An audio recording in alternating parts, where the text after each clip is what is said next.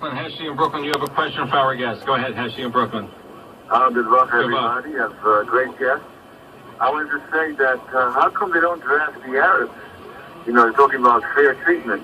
They don't draft the Arabs, but yet they trust the Arabs to be in the Knesset as well as the Supreme Court. And there's not one Haredi Jew who's a judge in the Supreme Court. Why is that?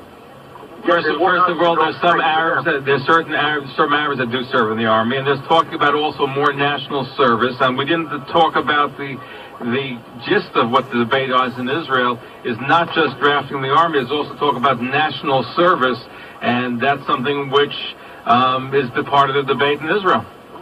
No, they're cutting the age from 6 families, yet they won't cut the Arabs. That they're afraid to cut. They give the Gaza, they give them $100 million, they give them all that money. But the poor little from he has to suffer. He has to suffer. Well, listen, this issue has not been adjudicated. It's going through the procedures right now. So, in a way, this is premature because we don't know how it's all going to turn out at the end because there's still a lot of discussion back and forth. They're debating it. It has not been finalized in law.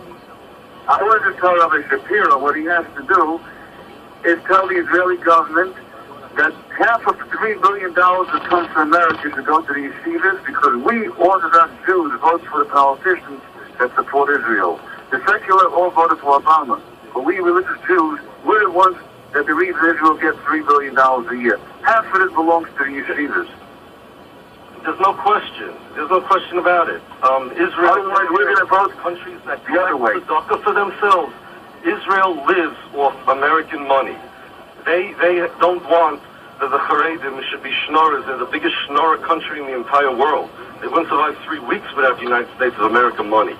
Never, you're right, 100%. It's like unbelievable. So, anyway, thank you for your call. We're going to move on. Let's go to Lakewood, New Jersey. I believe we have Westgate, New Jersey. You have a question for our guest. Go ahead, please. Go ahead, please. You're on the air. Yeah, Steph? Yeah. I just wanted to, I'm a bacher learning in BMG. Okay. So you keep mentioning that Lakewood's not going to the rally against the draft, but I just want to say that's not true at all. Me and hundreds of my friends are going, and we're not going because we're against Israel. I'm definitely not against Israel. My sister's going to Birthright this summer. The only reason we're going is because of the Haflecha Kamecha. I know that if I was in Israel, a bacher learning in Israel, and I would be forced to go to the army, I would not want to have to go. So to show our support to these bacherim that they shouldn't have to go, we're going to show up. There's buses going from Lakewood. I know a lot of people from Lakewood are going to the rally against the draft because we don't want the bacherim to have to be drafted. We need their learning, and that's the whole reason we're going. I know it's being organized by Satmar. Saying it's not true, so forget about it. You're 100% right. Listen, Rabbi Shapiro, you know what you and by the way, By the way, the buses from Lakewood will be leaving between 2 and 2:30. Forest going to North Lake Drive is going to be $15 a round trip. So please, the bacher from Lakewood, come and bring your friends. As more as possible. Now, by the way, in Lakewood, is the Rosh Hashiva saying to go and not to go? What are they saying? The Rosh Hashiva is in Mexico right now, so he's not coming. But he didn't say we shouldn't go. He said everyone should do what they would like. Whatever he said, he has his reason. I can't question my Rebbe. But he said everyone could do what they like. I personally asked him if I could go. He said, you can do what you like. I'm definitely not telling you not to go. That's all he said. Now, that means that you can go. If you feel that you want to go, because of the Haflecha Kamecha, I have a cousin who's one of the bacher who will be drafted if this goes into effect, and I don't want that to happen. So that's why I'm going. And hundreds of my friends, I know hundreds, literally hundreds, are going to be coming. Some of them from BMG, some of them from many of the other yeshivas in Lakewood, because you have to show your support to the bacherim. They're like us. That's the whole reason we're going. Okay, I appreciate your phone call. Thank you. Here's an email question. Ask your guest if he advocates for the Haredi community to urge the United States government to cut foreign aid for Israel if they implement the draft. I haven't thought about that in the slightest. I'm sorry? I have not thought about that question in the slightest. Okay, and what about you, Shmuel? We're thinking of some other measures to take. One of them, to have a meeting with the leading rabbis, Rabbanim, to call a boycott on Israeli products if, God forbid, the legislation goes through and they're gonna try to draft, enforce our Bukhrim to the yeshivas, we're gonna talk to the rabbis, we're gonna discuss it, they're gonna discuss it, and it's a possibility that if they're gonna put our yeshiva Bukhrim in jail by refusing to be drafted in the army, a boycott could be called out on all Israeli products. Second of all, it's a possibility. It belongs for the Rabbonim Rosh Yeshiva to discuss. We could call for a ban to travel to Israel for 1 year or 2 years till they're going to retract their plan. But nothing is sure. It's a possibility. So we will not sit still. We're going to do everything in our capability to help out our brothers in Israel. They shouldn't be drafted in the Israeli army. You're listening to Talkline over WMCA 570 AM, WJPR 1640 AM in Highland Park in Edison, New Jersey. Online, talklinecommunications.com. And our 24-hour day listen line, 212-419-4213, extension number 1.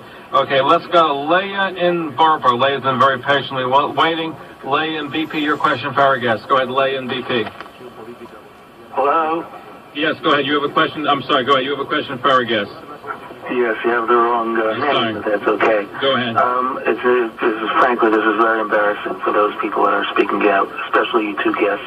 I cannot believe some of the things that are saying. Firstly, the fact is Israel could survive without the $3 billion. That's a known fact, and it's been a known fact for the past 20 years. The economy is doing very well, and frankly, the more he shouts, the more he talks loudly, doesn't necessarily make it right. Secondly, there is not one American politician that would say that we should stop giving Israeli aid if this thing went through. I can't think of any politician, especially in the Senate, that would say, you know what, we're not going to give Israel $2 billion or $3 billion. And thirdly, the reason why they're giving the money, $3 billion, most of it goes directly into military product and military service, and the fact is that if a lot of it went to Yeshiva Bochum, then Israeli military power would diminish in Israel. And frankly, I had to laugh when your guest was arguing with you, Zev Brenner, about whether you own a store in Borough Park or not. And that was one hoot of an argument. Maybe you got an email about it, yes.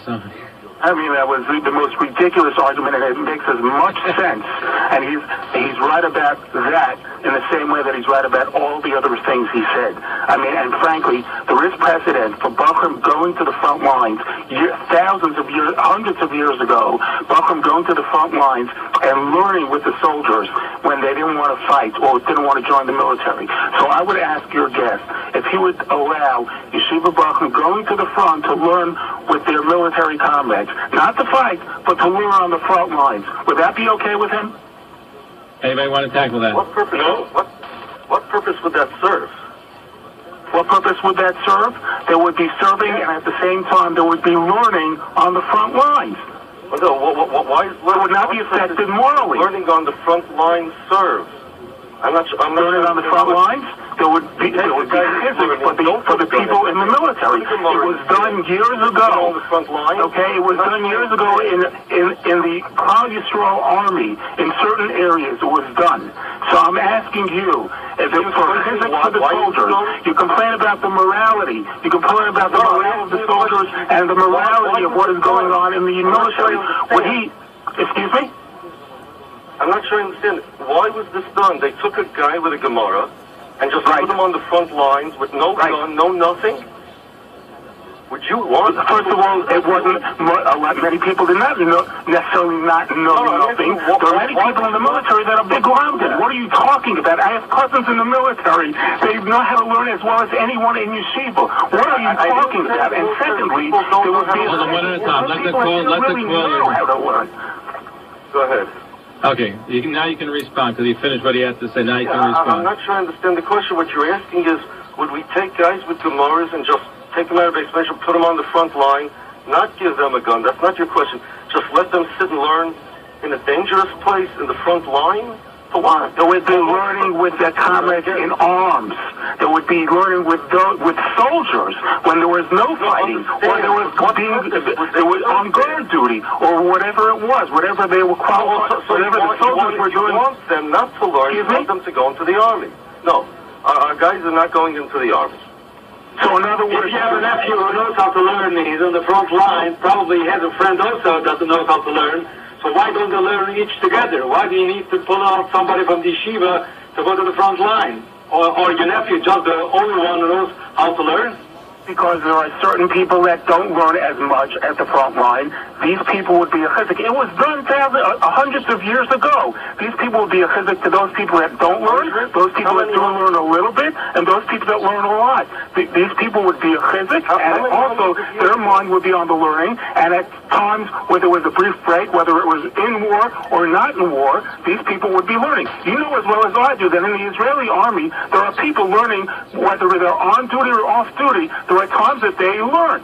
So even when there is no fighting, or even when there is fighting, there have been many people that have gone with Gemaras, they have gone with the Chumashim, they have gone with their Mishnayos, and they have learned on the front line. So I'm asking you, could they do what they did years ago? There's precedent for this in Klal Yisrael. They did this years ago. Many Talmidei Chachamim that learned on the front line as a chizik to those people that were fighting. Anyway, you made your point on that very much, but you made your point. We're going to move on. We have a lot. Thank you. Raised a good point. Let's go to Leah and BP, very patiently waiting. Leah and BP, your question or comment. Go ahead, Leah and Borough Park. Yes, with all due respect to you, Zev, I listen to you many times and I call you many times. Usually you call a guest and you let him speak on the topic, pro, against, whatever side he's on, or two guests, and you let the people call up and say they're for what he's saying or against what he's saying.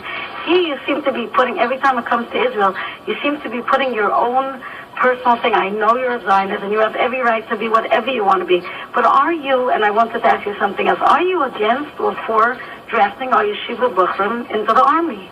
Well, first of all, the fact that you're able to call in and we invited our guests on the program, we have all different perspectives on the air. Right. Rabbi Shapiro was a little combative. Right, and Rabbi Shapiro was being a little combative tonight, and I'm being combative in response. With all due respect, we have a Kol Mavasa that a lot of... Hold on, one at a time. Let Leah speak. Go ahead, Leah.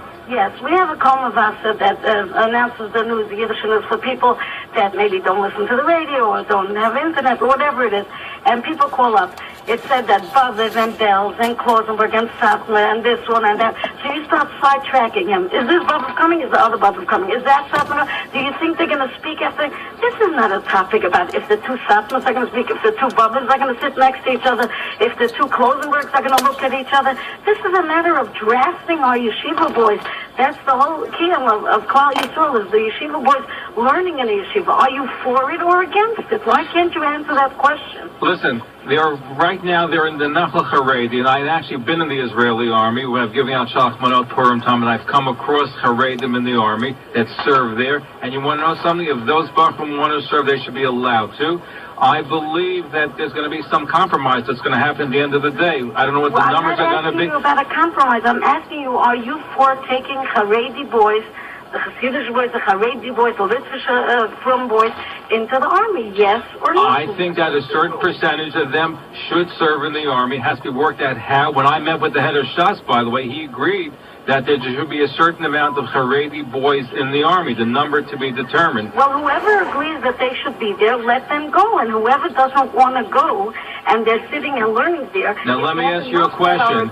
What would be so bad... that agree to go. And by the way, I don't think that it's wrong to have, if a bacher is 22, 23, which is part of the process, if they want to do some sort of national service helping out in the communities, what's so bad if they help out in their communities? I want to tell you something. If you're talking about Satmar all night, or both Satmars, this Satmar, three Satmars, two Satmars, or whatever it is, I want to tell you something. Just looking at Satmar, I hear that the Satmar people do not take money from the government. So if anybody could say anything at any time, they should be able to say anything, because they're not taking any of the help from the government, not for the yeshivas, not for the girls schools, anything. So really, you cannot demand for them to be drafted before you take everybody else who's taking money from them. So, and second of all, I just wanted to say that Kol Mavasa just reported, I was listening to Komovas, and they said Belz and Bobbitt and Satma and Klosenberg and a whole bunch of other ones all are endorsing this thing. And this is not just,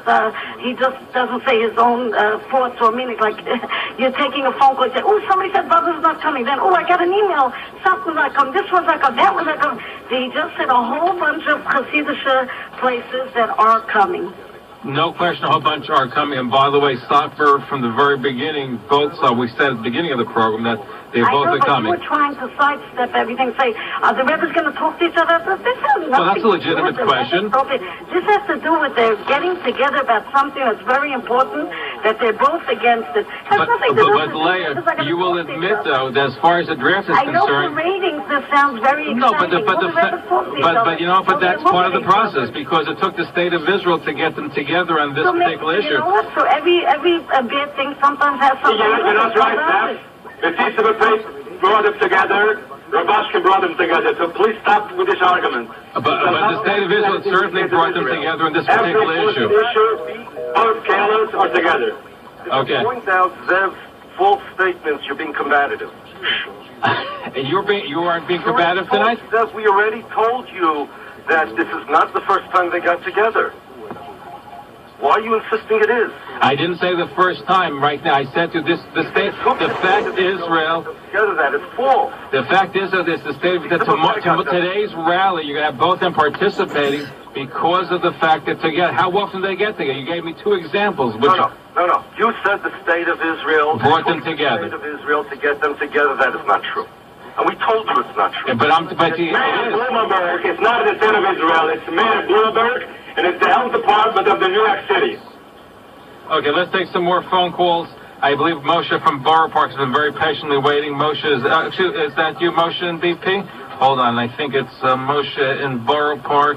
So let's see if it's Moshe. Go ahead, your question or comment. Go ahead, please. Oh, yes, good evening. Good evening. Stole my thunder a little bit later, but my question to Rabbi Shapiro and Rabbi Weider, if the state of Israel decides tonight that they will not draft boys from Sapna or people that don't take money from the government, they do not have to join the army. People that don't take money don't have to go into the army. Will they call off the protest? No. The protest is not against drafting Satma people. It's drafting any yeshiva guys. So you want to call the business to show them that, hey, the Rebbe was right. The Rebbe was right, and that's what the protest is about. To show every world that the Rebbe was right. Agree to that. No, actually... It's not about because you know that Satmar will never be in the army, and the Israeli government doesn't even want Satmar in the army. There will be a compromise. It's about money. They are going to tell at the end of the day, people who don't take money from the government will not have to go to the army. That's what it's all about.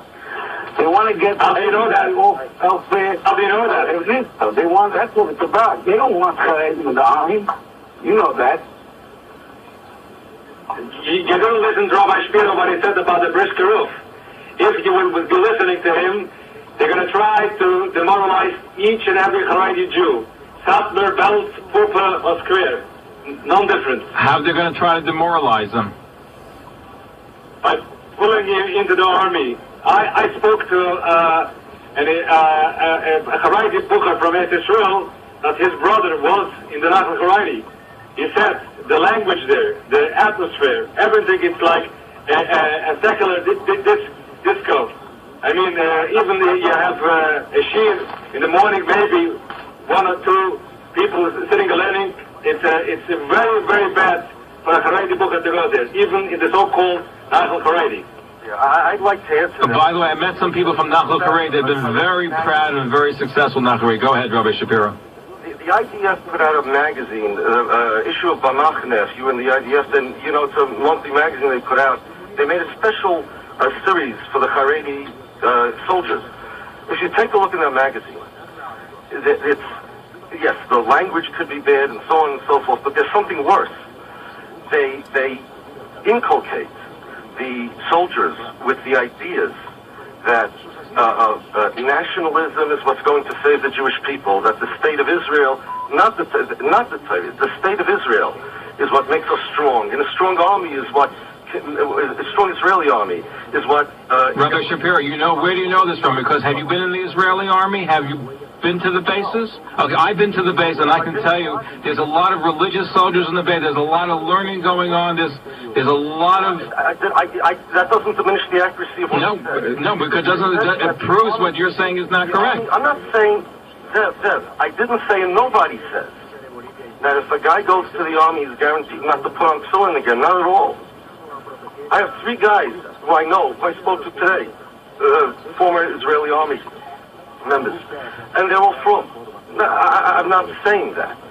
I'm saying the hashkafas that they teach, that they inculcate people with in the Israeli army, are against what these boys have learned all their lives. Where do you get that from? Because I've spoken to a lot of the Hesed yeshivas and a lot of people in the army, and they're going to tell you something completely different, that they're living. No, I agree with you. So the hashkafas, so you're telling me that. No. Listen, Zev, the Israeli army hashkafas that they teach match perfectly with the Hesed yeshivas, not with the Haredi hashkafas. That's the problem. I agree with you. And that's why you have Nachal Haredi, which is a separate unit in the army, which I've met some of them too. But even in that separate unit, again, read their magazine, Bamachane. The cover has 2 Haredi guys, and it says, Likroy HaDegel, that says, answer the call of the flag. Read the magazine, and you'll see what they're inculcating themselves with. It changes their state of mind. Change the state of mind to do what? How does it change the state of mind to do what? Not to do. Their values. What guarantees the continued existence of Klal Yisrael? What role the state of Israel and the IDF play in Klal Yisrael and the history of the Jewish people? They're being taught one thing, and the army, they teach them something completely different. And what do they teach them in the army? That you have to have a belief in an army? That you have to serve in the army? What are they teaching them?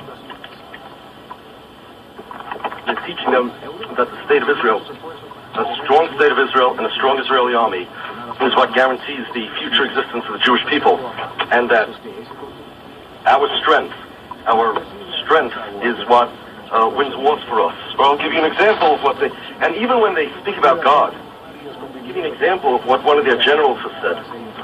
It said, yes, the Lord can save even a few, but these few need strong arms and legs and must use all their might to climb or crawl to get their target. Right, you have to do it. By the way, even if you need the wherewithal to do it. You can't just rely. If you're going to fight an enemy, you have to daven and shoot a gun. The wherewithal is not a shootis with God. That's wrong. That's not you could believe that. I don't know what the right. You're picking on your one. You're telling me about an email. You're picking one writer for a magazine that represents and twisting around. You want? Just give me a number. How many what? How many examples do you want of such things where the leaders of Israel have portrayed their own role in Jewish history and their army's role in the survival of the Jewish people, or even their state's role? True or false, didn't Netanyahu say recently that he's only going to make peace with the Arabs if they recognize that Israel is the nation-state of the Jewish people? That's right, Israel. So what's wrong with that? But I'll tell you why. Because Jews do not have a nation-state.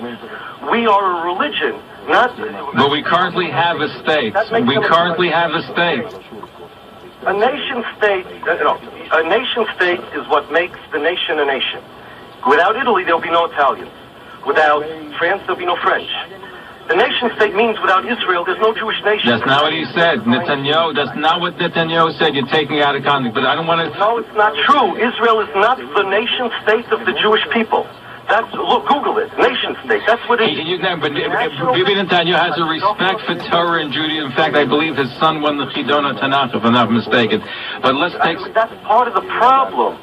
They part of the Zionist philosophy. And again, give me any number, and I'll give you any number of examples of where they have said this themselves. They believe that in Golus, the Jewish people became broken. They became the Golus Jew. They are bringing them back to the age of Tanakh, where David HaMelech was a fighter, was Conan the Barbarian, and Shlomo HaMelech was Tarzan of the Apes. And the rabbis in the days of the Talmud, after the Bar Kokhba rebellion, which, by the way, they tell the kids, that Lag BaOmer celebrates the Bar Kokhba victory, serious, in all the public schools in Israel and in the army, that after the Bar Kokhba victory, Jewish people went out of history, and they became broken. They became so Jewish. And they now finally have a state, and we're bringing back Judaism, or the Jewishness rather, to where it was, where it belongs. Tanakh, not Shas. Because Tanakh without Shas. You know, we're getting sidestepped, and again, you're bringing up. What is the role? What point is going on? Hold on. I mean, we can argue about. I don't want you want to get into theological discussion. We'll get into theological discussion, but I want to. Reasons of why we're against the draft. You're against the draft because you're anti-Israel. You're anti the state. You're anti the state of Israel. You want to bring in Ger and Vishpet to show them that they're like Satmar. Now, here's an email question. Both Satmar Rebbe's were in the room concerning the Matzitza B'Peh. They did not even shake hands nor acknowledge each other. In fact, there were several court proceedings between the two going on, so this is a farce. It's just a show and tell to attract people to attend the rally. This is what an email, so I wanted to respond to the email. Yes, I'd like to... Go ahead, Shmuel.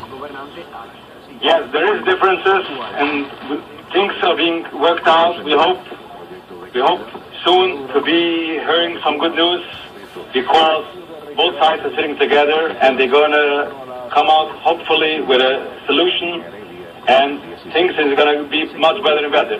Now, Matzitza B'Peh is the one who brought together both Satmar Rebbe's on the one roof.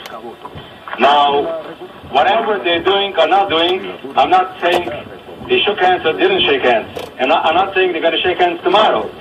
Tomorrow we're going to see a couple of 100 dignitaries on the dais from all congregations, yeshiva, I mean not all, but from many, many congregations and yeshivas, and they're going to come out in force to protest the plan to draft our Bukharim into the yeshivas. Here's another question. You said before about if the draft does take place, about what should be the response here.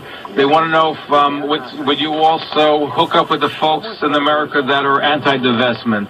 And what about Haredi product? Would that be boycotting Israel? That's an email question coming in as well.